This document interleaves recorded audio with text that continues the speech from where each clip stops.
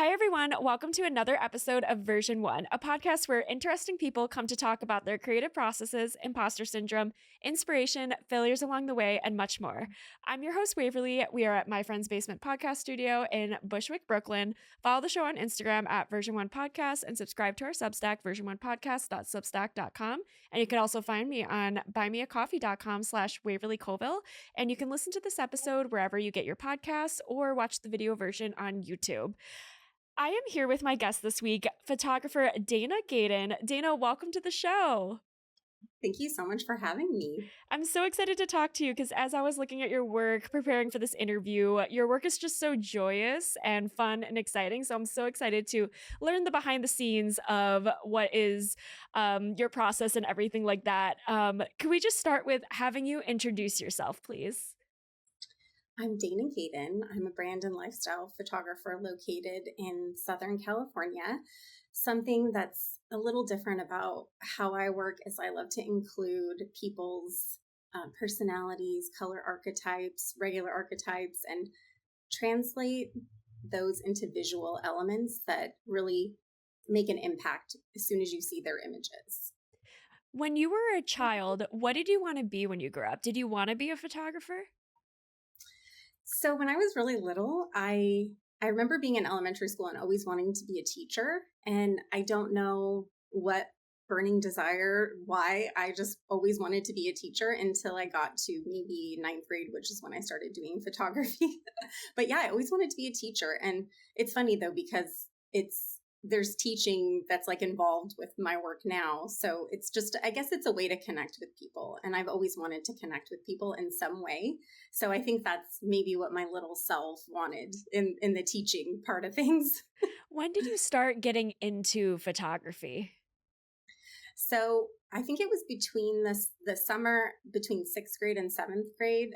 It was between 8th grade and 9th grade is when I think my stepdad it was two things that happened. My stepdad bought Linda McCartney's 60s, which she's the wife of Paul McCartney, and she had the most gorgeous photography. And I started looking at these images and I'm just like, I love how intimate these images are. Like she showed, like you see all these popular images, and some of her images were really popular, but you would look at her images and you would see this intimacy that you didn't see in other images of the Beatles, of Jimi Hendrix, of all these famous, 70s, 60s, 70s.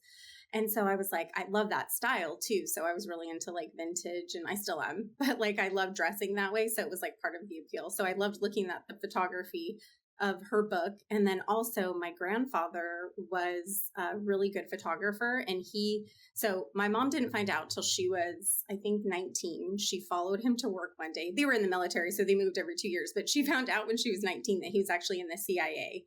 And so, Whoa. But he was also a really great photographer, and he made these incredible black and white books. I don't know if you've ever seen them, what they used to do. They were kind of like these fancy scrapbooks. So they'd take and they'd write little, like, this is when I went here. And so he was always traveling, taking pictures of this, gorgeous landscapes of all over the world.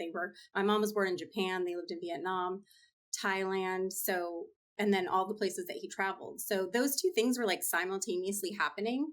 And that was when I was like, ooh, there's something to this. I just really love these images. And so I took my first photography class as soon as I could, which was a freshman in high school.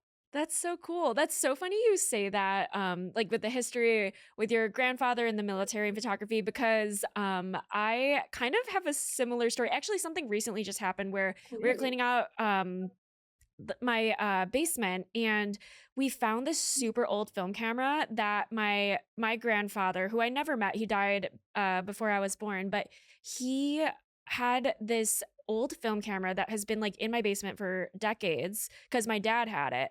And it's this like 1940s like film camera because they lived in Germany because he was in the army.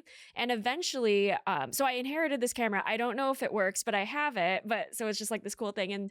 And he actually, I didn't find this out till, I don't know, like maybe a couple years ago, or like it's not something I knew as a kid. And he was the director of like photography or something for like the army for like a really short time. And Wow, I didn't, that's so cool. don't wait, he might not have been the director. I don't know. I don't know the exact like job title, but it's something where like I discovered that like, oh, my grandfather also in the military, like yours, like had this like Yeah. photography journey. And I didn't start doing photography till about like 2 years ago or something. So I'm just like, oh, that's like really interesting. So that's cool that you had it in your family and were able to take inspiration from that. Yeah, it's really funny because my uncle, my grandfather's son, is a really good photographer, and my aunt and my mom is not a very good photographer. So we kind of say that like some people have the like photography gene or they have the musical gene, because my aunt and my mom both are really good musically. Wow. And then the rest of us have like more photography. I did try to play the guitar for a little bit, but I just wasn't as connected to it as like I am to visual arts. But I appreciate musical talent. Just don't have it, or didn't take the time to practice or develop it, right? Yeah, totally. That's so cool that you are in a family of like very creative, cool people. That's awesome. Yeah, they encourage. My mom always encouraged me, which is really nice to have that support, because I am very I need a lot of support. And so if I didn't have her support, it probably would have taken me even more encouragement from other places. So it was just always nice that she was like, yeah, if you want to do photography, you can. And she did actually career counseling. So she always knew, like, she was the director of ROP. I don't know if you've ever heard of that or if you have that in New York, but No. it's called Regional Occupational Program. And so she taught adults, like, basically teaching them how to do the job. So it's like a trade kind of. And then she became the director. And so she always had this like career counseling, and she would give me like, little personality tests or like career, like figure out what kind of things that you want to do. And it was always like, I would always come up with like some type of like creative thing, is like an entrepreneur that's a creative would always come up, even if it wasn't photography. It was like, so it was good to have that, like with my mom always helping me Yeah. figure that out. Yeah, absolutely. What was it about photography specifically that made you fall in love with it? So it was the visual part of it. It was the nostalgia. It was like, I love everything vintage. And then I think it became a way to connect with people, a way to connect with myself. I did a lot of self portraits when I first started, when I was taking photography in high school. And it's funny to see how it kind of developed, of how like there's the through line. Like I still have the first roll of film, the first picture that I ever took on the first roll of film that I ever developed. And it's Wow. of a vintage car, and it's black and white. So it's like now I would still be taking, pictures of vintage cars, but I would probably do color, like, because I'm so into color. So it's just funny that it's like, it's always there, but it just kind of like shifts a little bit. So yeah, I think I just really love to connect with people, and that was always a way to get to know people in an interesting, unique kind of a way. Like when I started doing weddings, I realized that I could connect with this wedding more, like because you always start, everyone that's a wedding photographer starts because their friend asked them to shoot a wedding. So I shot my friend's wedding, and then I was like, wow, this was really a beautiful experience. I got to experience the wedding day with my friend more than I would have if I had just been a guest, because I was with her like in moments where it was just me and her. So I just loved that, and I loved documenting it, and it was just such a beautiful experience. So there's just so many amazing things that I find through photography. It just feels like a magical portal to like the past, to the future, to your best self, to connect with people. It's like all these different layers to it. Yeah, absolutely. Yeah, it's a very like you were just saying, like very connected medium versus like I feel like there's some other creative mediums that like painting, you're in a room. I mean, you could connect, of course, and be in a room with other people, but photography, like, I mean, I guess you could do it alone, right? If you're doing like, I don't know, landscapes or something like that. But like, I feel like most photography is like interacting with people, making them feel comfortable in front of the camera, making their personality shine. And so there is like a very human element to it, which is really Yes. cool. Yes. I love that about it. Yeah. And then it's kind of like the best of both worlds, because you're with people, and then you come back, and then you're alone and you edit. So it feels like a good balance for me, because I am technically a little more extroverted than I'm introverted, but I also need I need to work alone. Like I like to be with people, but like when I'm working, like I want to be alone. Like I'm not like other people. Like I'm very specific. Like I don't want to go to a coffee shop and edit my work. I want to do that at home. The only thing I can do from a coffee shop is like maybe posting to social media or something like that. Like it's very, I find like I need to be in like a little bubble to be like editing. So it's kind of fun to have both of those options with, you don't get bored basically. Yeah, absolutely. Now, you have a very distinct style. I was wondering, for those who have never seen your style or your photography before, could you describe it? So when I was thinking of like what I wanted to come up with like a business name, not just my name, I was like, what kind of makes sense? And I had a partner at the time and we kind of came up with Modern Joy Studios. So there's a lot of joy in my images and it's very colorful. It's bright, it's fun. I think there's also like an editorial element to it as well.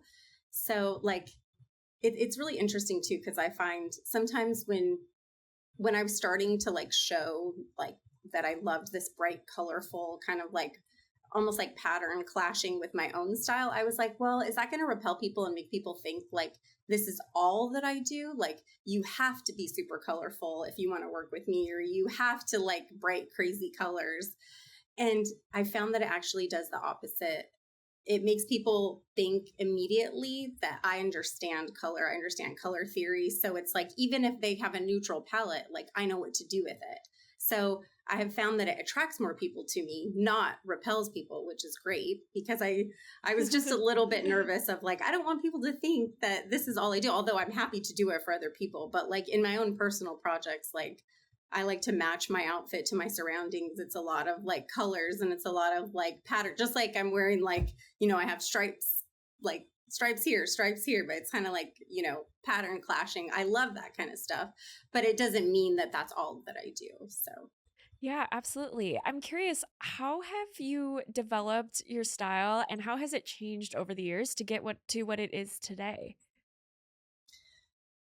oh, that's a really good question. I think it takes a lot of work, just like it does, like being a human. Like as you just get clear and clear and clear, and you keep defining and redefining who you are and what you want to be. And there is a lot of different directions that you can go, and you have to decide. And I think for a long time, it was hard to decide, like, what do I want to focus on? Because photography encompasses so many different things.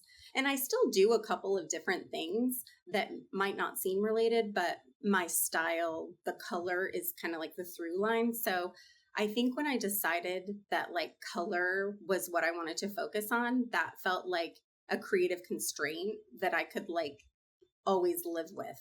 So I maybe 10 years ago, I wouldn't have said that the color was more, the color came out in my work before shooting weddings where it was more vibrancy. So it might not be colorful weddings, but it was like always documenting the moments, the vibrancy, the intimacy. So as I've seen it shift, it just went more into color being like the biggest through line. Yeah, absolutely. You mentioned earlier that you use color psychology and color theory and a lot of like science behind the choices that you make in your shoots. Like, if anyone listening wants to go on your website, you could tell like how much thought and intention is behind your images. So I'm curious, could you, as someone who doesn't know too much about the science or color theory and things like that, like could you explain a little bit on a basic level what it is and how you use it in your work? So I think the simplest way to explain color theory is like colors make you feel a certain way. So like you're wearing blue, that's a very calming. And so to think about like, especially for people that are thinking about using it like in their business, or like you think about like bigger companies, they're really using these colors to convey a message. Like a lot of fast food uses red because red is like appetite stimulating, or I think red and orange also, and it's also energizing, it's also like fast, it's also like very like look at me. And so I think it's interesting that that a color can make you feel something. And a lot of it is like really intuitive. It's intuitive for me, although I've studied it. Like I don't even have it like every single thing like perfectly memorized, but I know that when I look at a color that it makes me feel something. And then I've also tried to tie colors into like I like to cross reference like the color that makes me feel a certain way versus like a personality type. So like for instance, like if I'm talking about like the Enneagram, like I've always said that like an Enneagram 7 is an enthusiast. They're very optimistic. So the color I tie to them is like yellow because that's very like cheerful and happy and young and energetic. And it's really funny because I have a friend who's an Enneagram 7 and her logo is yellow. And I just think it's so interesting that I see patterns a lot with people. And so it's fun to know the different archetypes, the different personalities, the different colors to kind of like cross reference each other and to see where they overlap and where they're different and to tie in all of those because it's all basically just energy. And so and I'm really sensitive to energy, and so that's why I can pick up on patterns and pick up on different like personality types and all the things. So it's fun to do that because it's like it's just so intuitive, but not everybody thinks of it like that. So it's fun to have to translate those things into visual elements that people maybe they can't even articulate it, but they're feeling it. And that's the thing. You want to make people feel something. Yeah, that's so cool. That's so interesting. What are some other patterns that you've seen with like certain personality types matching up to certain colors? Um, oh, that's a good question. I might have to think a minute on this. Take your time. Well, I can think of okay. So there's another thing I work with is like brand archetypes. So there's a brand archetype that's called the ruler, and it's very like powerful, luxurious, um, elegant. And I feel like that very much ties in with black. So it's interesting if someone comes to me and they're like, black is one of their colors. It's almost like I automatically know that their brand archetype is a ruler because a lot of rulers use it's like a very powerful, it's like black or red. It's like very impactful. I'm trying to think of like a company that uses I had it but I can't remember what it is. I'll let you know if it comes back to me, but I see those a lot, or like just like more like if even if you want to go into like astrology, like I'm a Sagittarius and I know a lot of Sagittariuses I overlap with them because a lot of Sagittariuses like bright colors, or like the Sagittarius is like the 7 on the Enneagram, even though I'm not a 7, but it like all ties together because in my tri type, I do have a 7. So I just think it's really interesting because it's like you'll find where things correlate. And even if they don't, you look into whatever the other energy is and you can still tie it together, and then you have another element. So it's like you can look at 3 different colors or 3 different archetypes or 3 different astrology signs or 3 different enneagrams, you know what I'm saying? And then you kind of like bring it all together to see what feels most authentic to a person. Like how can we show what this person is in a visual format? That's what I'm trying to do. That's so cool that you use so many different like astrology and also Mhm. personality types through Enneagram to kind of create the image of the person that you're photographing. Is it like so like if someone were to come to you and say, "Hey Dana, I would love to do like a shoot with you." Like, do you ask those questions up front? Like, what is your astrology sign or your personality type? Or is it more just like kind of intuitive of like you're just kind of like feeling the person's vibe and then you've noticed these patterns if you like were to find out, "Oh, they're a Pisces," or you know what I mean? Yeah. I talk to them, and sometimes I can pick up on things if it's really obvious. And sometimes, I mean, a lot of times I will just ask them like, what are the things that they resonate with? Because I'm not going to try to incorporate like if they don't resonate with astrology, like I'm not going to try to look at that system for them because it's not something that they even relate to, even if it might be true. So I'll ask them if they want me to look into it for them. And if they do, then I'll look at a couple different things and see if it lines up with the other part of their personality. Um, so yeah, and sometimes I can tell by what they already have in their brand or whatever their photo shoot is. I can already tell like what direction they're going. And so I kind of like again, like cross reference, like with the other information that they give me to kind of like pull it all together and have it all make sense visually. Yeah, absolutely. When you're planning out your shoots, what is sort of your pre production process when it comes to sourcing inspiration and then figuring out how to put your own spin and plan your shoots? So I look at it like a collaboration. So sometimes they start with something, they have like an image or colors or something. I always say, like, I need an anchor. And that's why I use personality and color as like an anchor for the shoot. And I'm really into creative constraints. I almost like can't work unless I have a creative constraint, because it's almost like the possibilities are endless. Like if someone says, "Hey, I want a photo shoot." Okay, there's a million different ways we can have a photo shoot. So let's kind of like dial it in and create some creative constraints so that we have like, I love themes so much. I love a theme because it gives you like, what do you wear to a party? I don't know. Give me a theme. Okay, now I have hundreds of different of outfit ideas because I have a theme to go by. So that's what I'm doing in my shoots.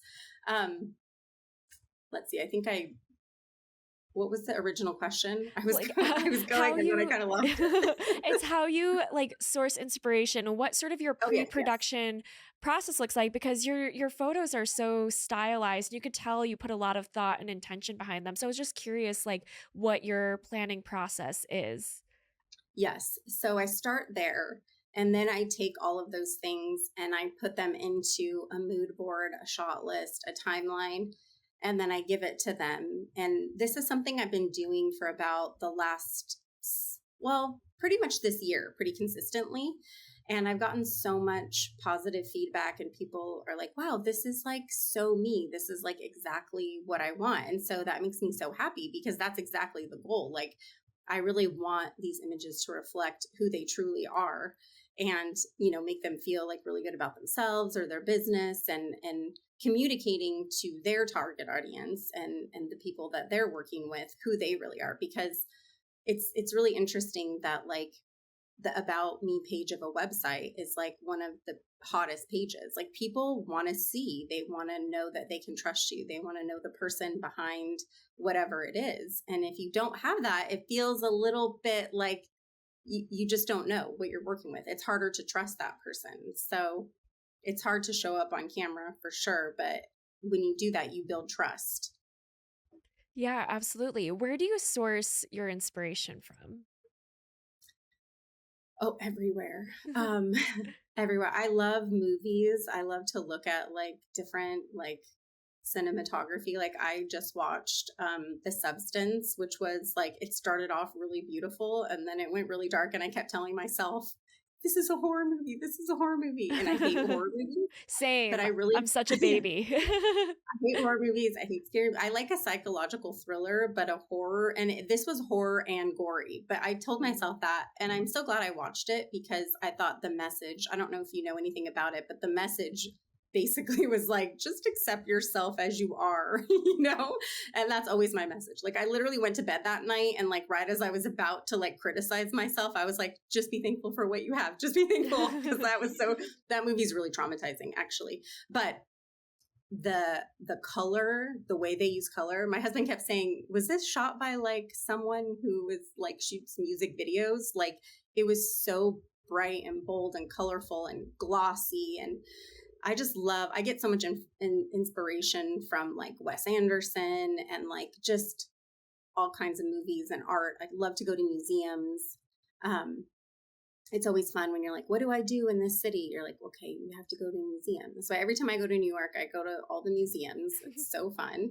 Um, and, and I get inspiration from people and, a collaboration. I love a collaboration. Like I really feel like I feed off people's energy, or like I said, like an anchor. Like I need something to like go by. Like I need something to spark something in me, and then I can like take it all these different directions. Yeah, absolutely. Yeah, I haven't seen The Substance because I'm too much of a baby and I'm scared to, but this is I know psychopathic behavior. My boyfriend makes fun of me for it all the time, but you know how sometimes movie clips get posted to TikTok, but like the really gory stuff gets either censored or cut out or blurred or something because of Mhm. like censorship on the app or whatever. I've seen like, I feel like I've seen The Substance just on TikTok and just, like, minus the goriest scenes because I've heard a Oh, lot about it just because of, like, yeah, so I basically like, I won't claim to have seen it because it's obviously not actually watching it, but I've seen enough where I kinda yeah. get it, you know?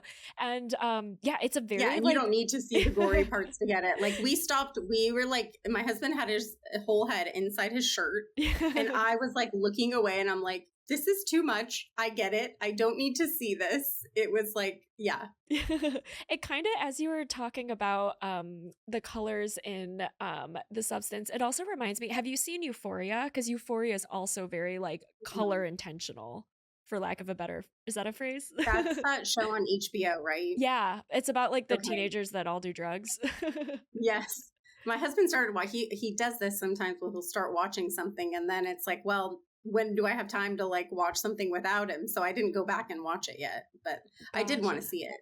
Yeah, yeah, it's shot kind of like a music video. That's, like, why I thought of Hmm. it when you were talking about The Yeah. Substance, where it is very, like, colorful and there's a lot of glitter, and it is a dark show. Like, it's definitely not all like Hmm. that, but, like, party scenes are, like, very I think the style of it is really cool.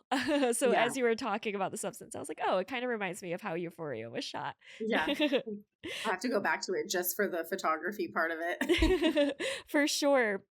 So after you've sourced your inspiration and you've planned your shoot, how do you approach being on set? Like, what's your style or like philosophy when it comes to like directing the shoot and actually taking the photos with the people? Oh, that's a really good question. I think that for me, number one is like making someone feel really comfortable. And I kind of take that for granted because a lot of people have come to me after they work with other photographers and they're like, this felt so good, like so fun, so easy. And I love hearing that. But I just don't know what it's like to be anybody else or like work with anybody else. I just know what it's like to be me. So from another person's perspective, I forget that that is one of my gifts that I make people feel really good. And I'm very non judgmental. Like, I actually am not judging people. Um, I'm just a curious person, and there's nothing that like anyone could do that would like embarrass me. Like, I want people to feel really good, and that's I think part of why I want to be a photographer. And like my gift to the world is like helping people feel good through photography. And it's like something I do for myself. It's like I use photography with self portraits to like love myself more because it's so easy, the world that we live in, to just be so critical and not love ourselves and to say like, oh, I can't do this photo shoot because I want to lose 5 pounds. And so many people, that's like the number one thing I hear, like, I'm not ready for a photo shoot. And it's like, okay, I understand. Like, celebrate yourself now, celebrate yourself if you do lose 10 pounds. It's like, of course, I always want to lose 5 or 10 pounds, but like, am I going to let that stop me from like living life to the fullest? I don't want to. So, I want people to feel like really empowered through their photo shoot, that it's an experience and it's fun, it's easy. And a lot of people say that it's after the session. It's like, oh, that was like so fun, so easy. And I just let people, there's a lot of different ways to be a photographer. Like, I have a lot of friends that are more like directive, and I feel like I direct people, I make people feel comfortable, but I like to get people to a place where they kind of do what they were going to do naturally. So it's like, I'm not, I'll tell people if they need to move or shift, but I like to kind of let them forget that they're being photographed. It's like, we're just hanging out like this. There's no pressure, that's how you get the best shots. You make people feel like, really comfortable. Yeah, I mean, I know we just met, but you do have such a warm, like inviting, almost like motherly sort of like energy. So I can totally see how people are just I able love to open up to you. Because I think being in front of a camera is very vulnerable, unless that. you're a model. I mean, maybe if you're a model still, but like maybe they're more used to it. But but I think for a normal everyday person, it is very vulnerable. So I'm curious, like, what are the tactics that you use to help people open up? If they're, say, they show up to the shoot and they feel like self-conscious or shy, like how do you get them to open up and display their full personality?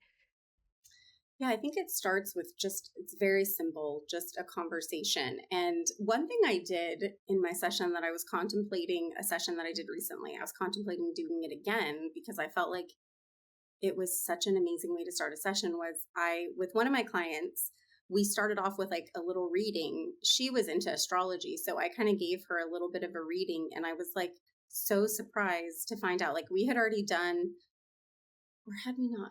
I think we talked a little bit about like how we wanted the shoot to go, but I was like so surprised after we did. So we focused on her sun, her moon, and her rising, and she had like three different outfits, and we did it like in her cute little studio, and it was like after we did the session, while we were doing the session, I was like, oh, that's really interesting because we ended up going into those energies that we were talking about. It's like every outfit correlated Wow. with her sun or with her moon. And I think part of it too is that we both have the same sun and moon. So that's easy energy for me to tap into because I'm so familiar with it. But yeah, it was a great, like, just to sit too and talk about like, okay, this is what we're going to do. And like, just to have that time to kind of like set the intention for the shoe, I thought was really good. Cause I do have a tendency to kind of like rush into things. And I think I need to slow down a little bit and let people really like settle in. And then especially talking about like, them talking about like what makes them special. And then they can feel good about themselves and incorporate that into the session. So I felt like that was really a good way. And I might keep doing that in the future. Yeah, absolutely. Do you prefer to shoot in studio or do you like shooting outside in natural light? I think it really depends on like what the vibe is of the shoe. I think there's both.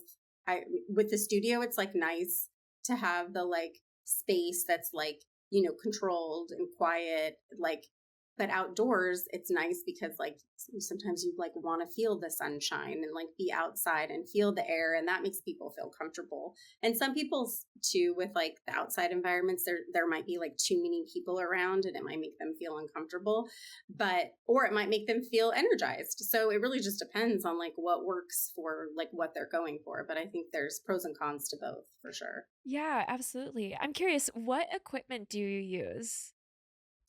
So I have an R6 and an R6 Mark II.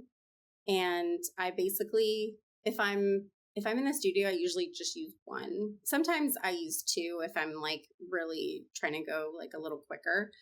But I like to shoot with two cameras because then I don't have to switch lenses as much. But I kind of like end up shooting so much, like way too much. So maybe it is better if I just like keep like switching my lens. But I like to switch a lot. I like to like take a lot of photos. It's almost like it's part of the process to just be taking a lot of photos and like switching things up a lot. So, and then when I'm outside, I'm always shooting with two cameras. And then I'm like switching a lens on my second camera more often and kind of just keep the one lens on. I love my 50 millimeter 1.2 RF. It's like, That's such a I've always sharp loved it. lens. I love it so much. And then I recently got, maybe this year I got which I've always been a primes girl. Like I shoot with a 50, a 35, a 24. The only other lens that I like that's a zoom is the 70 to 200.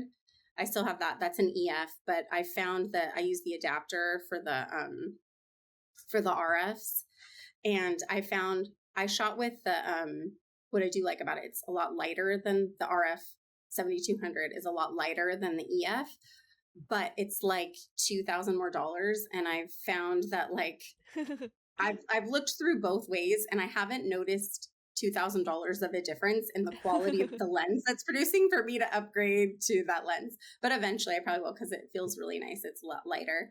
And then I also, the lens that I got this year is the 24 to 105. I've never been a fan of the 24 to 70 for some reason, but I love the 24 to 105.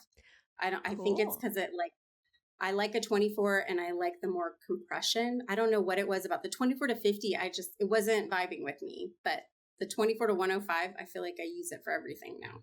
That's I'm loving it. awesome. Yeah, I Yeah. love that. Yeah, I personally use zoom lens more, but it's because Mhm. I don't really shoot people or I mean, I shoot people on the street, but like I don't really like book with you know what I mean? I do more like street stuff or travel or whatever, so I like the flexibility of a zoom, but every time I see photos with like a really good prime lens, like the 50 1.2, I'm just like I should invest in a prime because it's just so much more sharp and I'm just like, oh, those photos do look crisp. Yeah. But it sounds Well, like you have an amazing setup.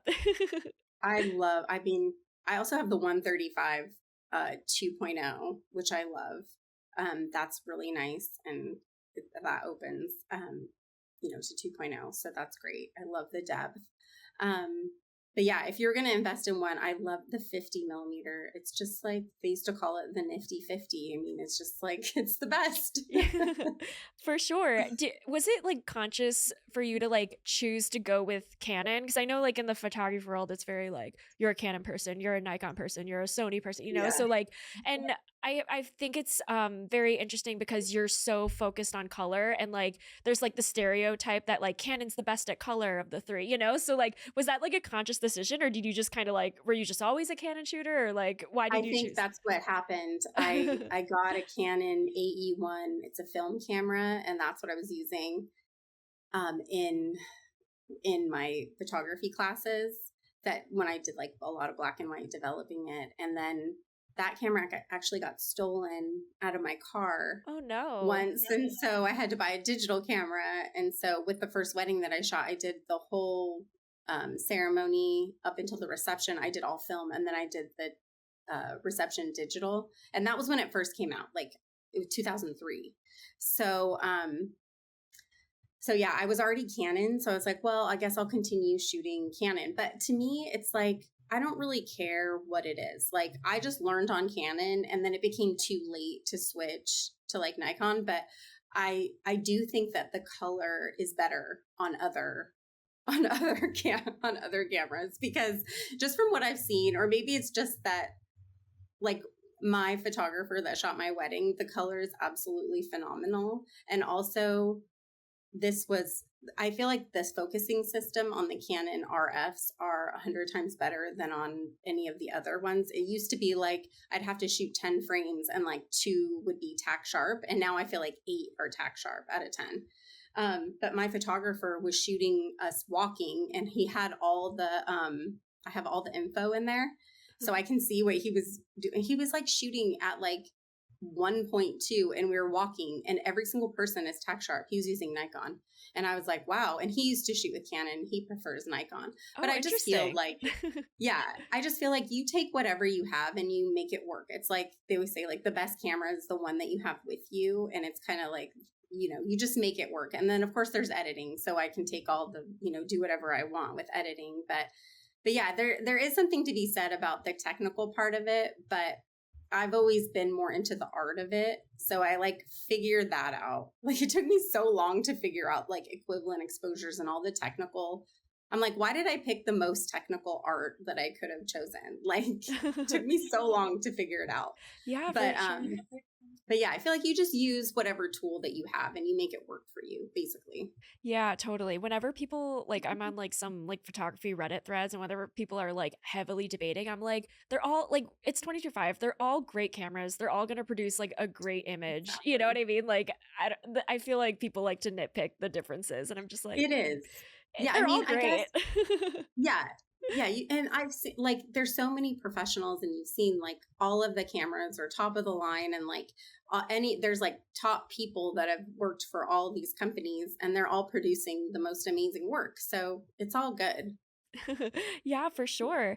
Um Speaking of editing cuz I'm curious because editing and especially like editing for specific colors like yes there's a science and there's like technical skills that you have to use like light or learn how to use Lightroom, Photoshop, but like there's also a very like intuitive like eye that you have to develop that you can't really be taught when it comes to editing photos. I speak as someone who like I'm very new to photography and that's been something that's been really hard for me to learn and it just takes a lot of time to develop. So I'm curious like how you developed or what your editing process is like and how you developed not only the technical skill set, but sort of the intuitive skill set that makes a good editor.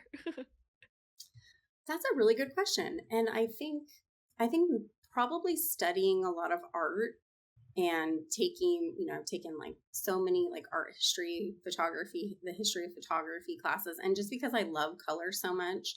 And I know a lot of people have come to me, especially with weddings, and been, have said, we really like your style because your editing is so like true to color. And I've seen like all the fads like throughout my career. You know, I've been a photographer for over 20 years. So it's like I've seen all the different editing styles. And there was a while where I said it was like there was an assault on color. Like everything was like super desaturated and there was like not a lot of color, or it was like very like orange skin tones. And it's like, I just want things to be like true to life and like a little more vibrant, maybe, or just as vibrant as like what you expect it to be. So yeah, I don't like super orange or red skin tones. Like I just want everything to look like beautiful color. And I think it must have been the art of, and also fashion. I'm really inspired by fashion and vintage fashion also. But I love modern fashion too. It's fun to see like things that I liked are kind of like, or things I hated when I was growing up and they like come back around, but like the Gen Zs are like putting like a new spin on it. And I'm like, oh, okay, like that's cool. I like that, you know? But yeah, I think that some part of it is probably just the intuition of like, maybe that's just naturally like I see color, but I think there's the science of like everyone sees different too. Like everyone sees color in a different way. So it's almost like kind of impossible too. And then you're talking about like different screens. Like my monitor that I'm editing on is like $1,500. Like I got this incredible monitor, but I'm like, also, I spent all this money on a monitor, but then I'm sending off the images to people and I don't know what their monitors are like. I don't know what their phones are doing. I don't know, like, there's so many times where like people, like, I heard like other photographers complain, like, would be like, call their photographer and be like, these images are like all green or all, you know, but it's like a problem with their computer. So it's like, I can't control, or like when people go to print stuff, like my husband works in color also. So Oh, he's cool. helped me develop. Yeah. He works at a, reprographics company. So they do like everything, like they print everything that you can think of, and color is like perfect, exact. So it's like, yeah. And he's always talking about how like you can't control, or like like, how can you make sure that your clients are seeing what you're seeing? And it's like, you can't. So, and it's so subjective. And that's why it's almost like you kind of have to let go. It's like, I'm going to do the best job I can, but like, I can't control what you're seeing. Or like, photographers hate this when you send people their images and you spend hours and hours editing and then they just put like a filter on it. You're like, oh, great. Okay. I'm so happy I edited this to an inch of its life. And now it has, so that's where you kind of have to let go of the control, like of, okay, well, that's just going to happen sometimes, you know? But yeah, color is very personal, I think, too. It's Yeah, very interpretive. absolutely. Is your house like so coolly decorated? Like I imagine you guys both working in art and color. I bet your house is like so fucking cool. I mean, it's not as cool as I want it, but it does. I would definitely consider it like on the quirky side of things. And like we have like we both love collections too. So it's like he has his collection of like whiskeys, and like I have my collection of like vintage bottles, and we love vintage barware. So we have a lot, Cool. like we probably have like 100 glasses, and like we're really into like tiki stuff. So we have like, he just built this like tiki, we're calling it a tiki speakeasy in our like little wraparound porch. And so Wow. he's been working on the outside of that. So he's really cool with stuff like that. I'm like kind of more the inside person, but he hangs all the stuff for me. I hate hanging things. So, but yeah, it's, I mean, you can kind of see like I have a lot of like, you know, stuff kind of like all over my house. And that's part of my collections. Like it's just, I have camera collection, a bottle collection, like everything. So yeah. And I always think that's funny too, when people have like a really minimal style and then like you go to their house, or they're like an artist. I always think it's really interesting when people are artists, but like they dress like all in black, and then like, but their work is like really colorful and like they're doing all these crazy things. And then I think, okay, well, all their creative energy is going into one thing. So they like don't have time, or they're like not spending that on. But for me, like, I feel like every part of my life, I want to be like self-expression, or like an art. So I love like to wear color. I love my house to look like, you know, I live here, that like this is my style. I love my photography to like be quirky and colorful. So for me, it's like all aspects. It's almost, that's actually like probably a value of mine that and that goes back to like personality. Like I'm an Enneagram 4, like we very much like want to be like different, or we just are different. So it's like, I want that to show like I like what I like, and it's not what everybody likes. And that's okay. I just like, I think being like everybody else is like probably one of my biggest fears. For sure. So yeah. Um, do you have a favorite part of the process? Um, that's really hard. I think I like or love like so much, like every part of the process. I love meeting with people. I love the collaboration. I love the actual photography part of it. I love the editing part of it. Um, Editing only gets tedious when it's like thousands and thousands of images, but when it's like a few images, it's super fun to edit, especially when it's like you have a creative vision and you're like bringing it to life, and you're messing with the colors, and you're like, how can I like make this exactly what I want it to be? So yeah, it's really hard to pick a favorite part. Yeah, I for think sure. I do like planning a lot. Planning is really like I love planning. Like the inspiration is really fun for me too. Like sourcing inspiration. That is definitely one of the bigger parts I love. Yeah, for sure. And speaking of, I saw on your website, and you had mentioned earlier too that you love to plan your outfits whenever you guys travel or go somewhere unique to the environment. I was curious, like Mhm. how do you do that, and what sort of thought gets put into that, if that makes sense? Yeah, it's so funny because I just thought that like it was just something that like everyone did. So it started where I would just like, it was very serendipitous. Like I would just walk into a space and I'm like, oh, this is so funny. I'm matching. And then I was taking like an art class with another photographer who's also an artist. And she was like, what if you did that on purpose? And I thought, what if I did do that on purpose? Like she gave me permission. I wasn't like, it never occurred to me I could do this on purpose. So I started um so one of the like I have like the constraints which I talk about. Like I love that it's a creative constraint, so, and a theme. So I start with either the outfit. It's easier to start with the backdrop because I'd have to like magically find the actually what I'm wearing right now. I bought this because it matches a hotel that I really want to shoot at.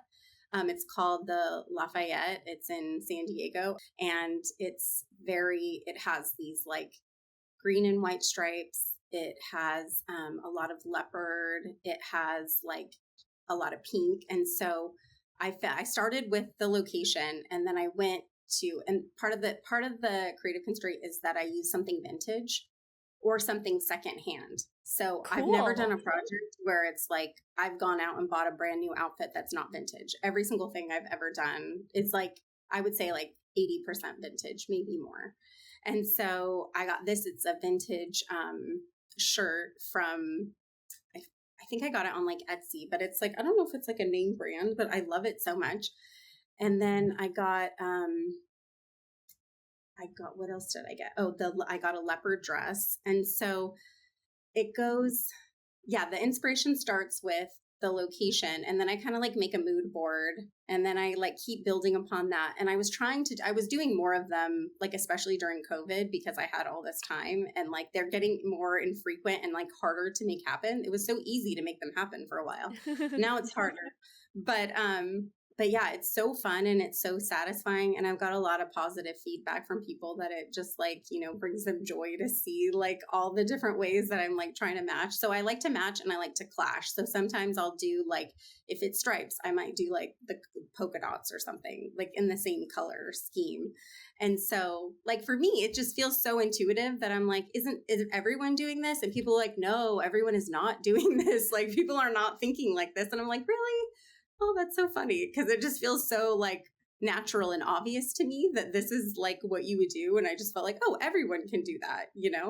But I think part of it is that it serendipitously happens. And so there's just something about my energy. And I always felt like a little bit like, I don't know, my angel smiling at me or something, especially when it happened accidentally. It's just like, oh, this is so funny, that this is happening accidentally. So it's fun to make it happen too. So this project is happening next month. It's going to be during my anniversary. So I'm like, guess what? You are Ooh. now shooting me at this hotel. And he's like, okay. I'm like, I'll send him my mood board. So he's really good at photography too. So I'll Oh, send him my mood board and we'll have our little adventure, our little anniversary. So it'll be super fun. oh, that's awesome. Yeah, you brought up something that as I was looking at your Instagram today, I thought was super interesting. And you brought up either color matching or color clashing. So, for those who are listening, I highly suggest you go on Dana's Instagram, of course, but you have like a post that has like orange and blue, which are opposites on the color wheel. But then you also have Mhm. posts that are like maybe it's like a pink wall, but you're wearing like a pink striped dress or something like that, and which is obviously color matching. So I was curious, like, when you are planning shoots either for other people or for yourself and you're trying to plan outfits and looks around a location, like how do you decide if you're going to color clash or color match? And do you have like a preference or like, yeah, do you like doing one more than the other? Oh, that's such a good question. I think it kind of just depends what it is because I think I like doing both the same, like as much as each other. I do love a clash, and I love my color wheel. So I sometimes when I'm like getting dressed, if I like don't, it's actually hard to get dressed for me if I don't have a creative constraint. I'm like, I don't know what to wear. I have all these clothes. Like I need a theme for the day. Like give me a theme. Like what what are we going with today? Today we went with stripes. Like that just happened. So I go to my color wheel and I look at some of the colors and I'm like, okay, these are clashing or they're like a triadic. You can do the three colors that like kind of go together. And so sometimes it's fun to go, okay, what colors do like if you don't have any other like way to start something, it's like, okay, I'll start with color because I love color and that energizes me. And then you can get on a whole nother thing. Like I actually had a color analysis done for like colors that like actually look good on me.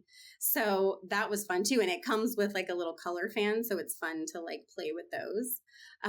But yeah, I find that like the color, I love having a color wheel around just for everything. And that's kind of like my process of like looking at which colors I want to start with. That's awesome. Do you have certain settings or environments or places that you find more inspiring? Palm Springs for sure. I love Palm I love to Springs. travel, but Palm Springs is like it feels like me in a location. I just so feel like so energized. It's very colorful. It's very fun. I love the restaurants. I love Modernism Week. Like there's 100 different ways to do Palm Springs. I'm actually designing a guide on like the ultimate guide to Palm Springs right now because I love it so much and I've done it every different way that you could possibly do it. You can do a girls trip. You can, take your kids. There's like a little, zoo that's like nearby. It's just there's just so many fun things. And I love that it's like close enough to feel or far enough away to feel like it's an actual like destination I'm traveling to, but like close enough to where you could just go for a couple of days. You don't have to take like an entire week off. Yeah. But Oh my it's gosh, just I love Palm Springs. That's so yeah. cool. I was just there in April, and yes, it was very colorful. I saw there was a lot of pink I noticed around Palm Springs. That Which was is before funny I because noticed. I learned this on a tour that I took for Modernism Week that Palm Springs has four official colors. And so, like, a lot of like, um, I mean, this was also maybe like in the 60s and 70s, but like, pink isn't one of them. It's like orange, teal. What are the two other colors? I know orange, teal. Wow, I can't remember the other colors, but it's not pink. And you would think because it feels very Palm Springs and there's a lot of pink in Palm Springs, but it's not like one of the official colors. Yeah, it's Yeah. so nice out there. I am jealous that you live close enough to I go know, there come out and casually. visit. I would love to. Um, have you ever experienced imposter syndrome? Oh my goodness. Yes. Like every day, like multiple times a day. Like it's just, I feel like most people deal with it in one way or the other. But I think what I've come to learn and what's great about having like a community, like I have a lot of photographer friends, and I feel like every time I talk to them, we're all dealing with this in one way or another. And I think that the trick is that you just accept that you're going to feel this and then kind of like move on and be like, okay, well, everyone has it. Everyone's just trying to figure it out. Like, for some reason, like as a kid, I thought like there's this destination, like there's an age, there's somewhere that you get to where you're just like, oh, I've got it. I've arrived. I'm an adult. And it's like, no, I still don't feel like an adult. I still don't feel like I've arrived. It's just like, it's almost like what I'm learning in my older age is that you have moments where you like activate your higher self. And then it's kind of like, I was thinking about grief the other day, about how when you lose somebody, it's like, it's never okay. You experience like sometimes you have a good day and sometimes you have a bad day with it. And that's just life. That's how life is. It's like, that's how imposter syndrome is. Like some days you're just going to feel like, okay, well, this is how I'm feeling today. But I think the truth of it is we have to give ourselves the pep talk, the confidence that we really do deserve to be here and be doing what we're doing. And that we can all relate on the fact that most of us feel. I mean, some people have a lot of confidence, and I would love to be one of those people. I have to work on confidence almost daily. Yes. And some of us, it takes a little more work. But I always think, too, it's like, I was telling my friend this the other day because she was struggling with imposter syndrome, and we're like, the actual only thing you need is confidence. It doesn't even matter if you're talented. You just have to have confidence, because there are a million people doing work, making a good living that aren't talented. So why should you feel imposter syndrome and not put your talent out there, not do the thing that you're called to do? You know, it's like, we have to think about it in that way. Or like, another good way I think about it too is like, don't rob the world of your gifts because you feel insecure. Like if you feel it's so insecure, you're going to not give people what you're here to give people, or the world, whatever you want to call it, you know? Wow, that is so inspirationally put. When you say you have to work on your confidence every day, how do you do that? I think for me, I mean, I think the biggest life-changing thing that has helped me is meditation, because I think that it's subconscious of like, I mean, maybe it's from my childhood. Maybe it's like a past life. Maybe it's like, I don't even know what it is. Like maybe it's epigenetics. It's all the same thing of whatever it is. There's something about me that feels insecure in life. And that's like a little, or a big obstacle that I have to deal with, that I have to overcome. So for me, the meditation and doing things scared. Like I know a lot of people say that. It's like, we're so worried about, like we're waiting for the feeling. We're waiting for the feeling of being confident. But actually what makes you confident is the doing. And as a person who, I feel like the doing is second, like I'm a thinker, then a doer, but I need to be a doer and then a thinker. And that's why the people that just do it, or like even the term just do it that Nike came out with, is so successful, because it's like one of the things that unlocked for me with like a personality archetype, or not archetype, but a system in human design, was one of the things that helped me realize that I'm always looking for inspiration, or like I'm looking to my mind to solve a problem that can only be solved in my body. So it's like, I need to trust my body. I need to work on my body. So that's, meditations, that's working out, that's a lot of things that get me out of overthinking or overfeeling, which is like, I'm just constantly thinking, feeling. So to build my confidence, I need to work on the intuition part of it, the body, if that makes sense. The mind-body connection is so interesting. Have you read The Body Keeps the Score? No, but I know about it, and I really need to, because it's it all always about comes that. up. Yeah. comes up in conversation. And so I'm going to put that on my list. Yeah, it's really good. I read it in college, and it's not like a normal like psychology book that's like kind of boring or like textbooky. Like it reads Mhm. like it's very like easy to understand for someone who like doesn't have a psychology background, and it's super interesting and it's super good. And it's all about the mind body connection. It kind of takes like I think a darker approach where it talks more about like Mhm. trauma's effect on the body. So it's talking about all the bad things, but I don't know. Maybe I don't remember it, but maybe there's some good parts of it too, or more uplifting. But it's super interesting. Yeah, I've heard a lot of good things about it. And it's so funny because I've done so many shoots with like therapists, and it's like always their like go to book. Like they want it in their photographs. Like that's how much it has like helped them. I need to reread it because I've probably read it like almost 10 years ago, so I Yeah. need to reread it as well. I want to go back to something you said kind of at the beginning, but I think it's really relevant and connects to imposter syndrome. Is you talked about how when you got started in photography, your mom was very supportive, which was a very important part because at that time you relied a lot more on external validation, and your internal sort of like validation wasn't as developed yet. So your mom's support was super important. I was curious like how you got to the point where external, cuz that's something I'll say I struggle a lot with, where external validation's all like very fun, and it's fun to, have people think you're successful or good at what you do or whatever, but sometimes all of that is it can be very fleeting, and what matters is internally you feel good, and it's something that I really struggle with. So I'm curious, what is your journey with validation and finding validation in yourself? Yeah, that's a really good question. I think I go back and forth between it's like the one thing that matters is like I give myself validation, but also what's the point of doing something?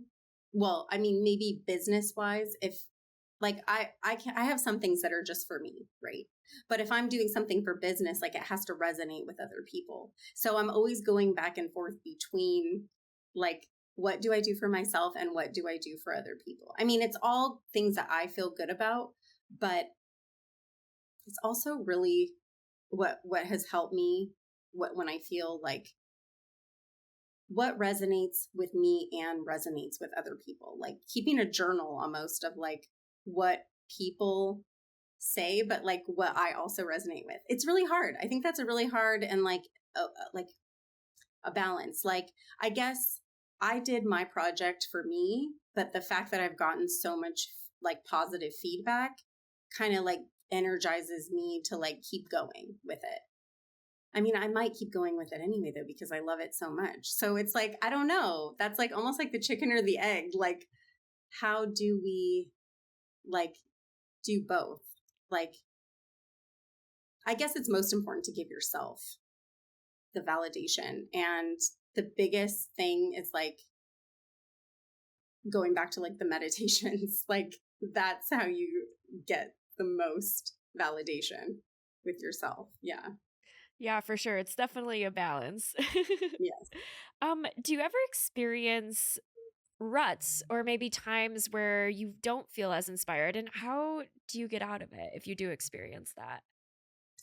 Oh, yeah. I think, every couple of months, it's just like you're going along. Um, I try to go to a new coffee shop or, put a new outfit together. And I feel like everything helps everything else. So for me, it's like everything is everything. It's like if I go to a coffee shop that makes me happy, like that helps me be a better photographer, a better person, a more inspired person. If I put an outfit together, that's making me a better photographer, a better person. Like I just feel like I want to live a creative life, basically, is what that is. Like I really just want to live a life that feels like good to me and inspiring to me. So when I get into those ruts, I will go, sometimes look at outfits on Pinterest because that's something like vintage outfit. Like, how can I make this into a vintage outfit? Or like, how can I bring in like some of these color combinations into a shoot? Like, I start doing things like that. I start like dreaming about like inspiration And then that kind of pushes me and gets me excited and kind of pushes me outside the rut. But I also think as a creative person that ruts are okay. And I always tell this to my friends that are photographers, like even on your worst day, you're like still better than the average person. You're like still doing better in your work than like anybody else that's working. It's like some things are just intuitive. Again, going back to the body, like your body remembers how to do this. So even if you aren't feeling it, it's okay because like your body takes over and you're still making beautiful things. Yeah, absolutely. What would you say is your definition of success?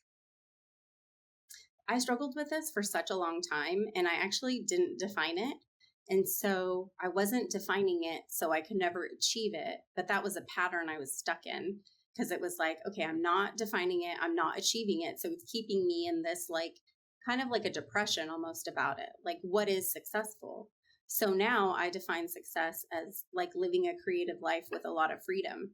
So and yes, it would be great to make millions and millions of dollars, but that is not my top goal. My top goal is freedom. So if I have to make a little less money but have more freedom, I'm very happy with that.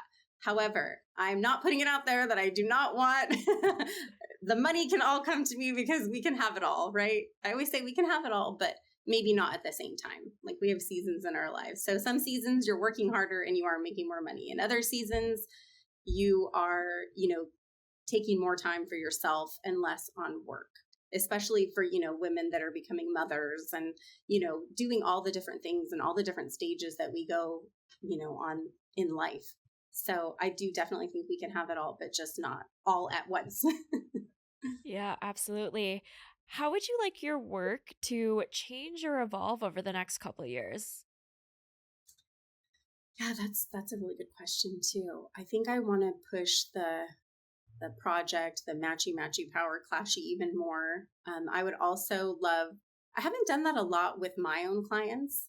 And so I would love to do that with other people and be more like a creative director because I feel like I really am a creative director.